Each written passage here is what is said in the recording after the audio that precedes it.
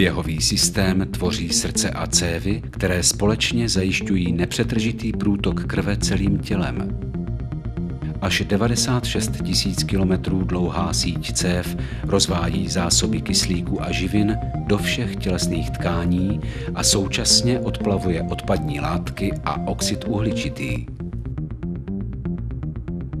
Srdce je dutý sval, který rytmickými stahy vytlačuje krev do cévního řečiště.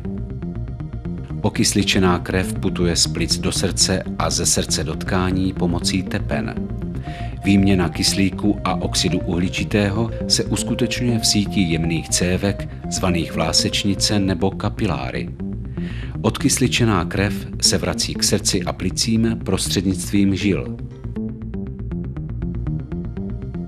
V tepnách proudí krev pod velkým tlakem, ve vlásečnicích a žilách je tlak krve asi 5krát menší.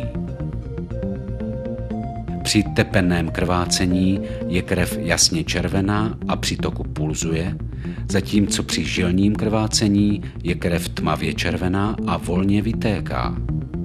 Obvykle je krvácení smíšené, neboť tepny a žíly se nacházejí vedle sebe.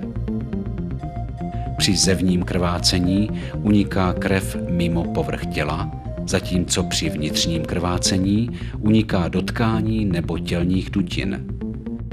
Dospělý člověk má kolem 5 litrů krve. Následky krvácení jsou závislé na jeho rozsahu.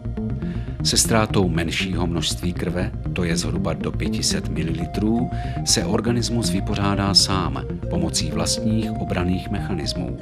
Silné krvácení představuje přímé ohrožení života, neboť k vykrvácení může dojít během několika minut.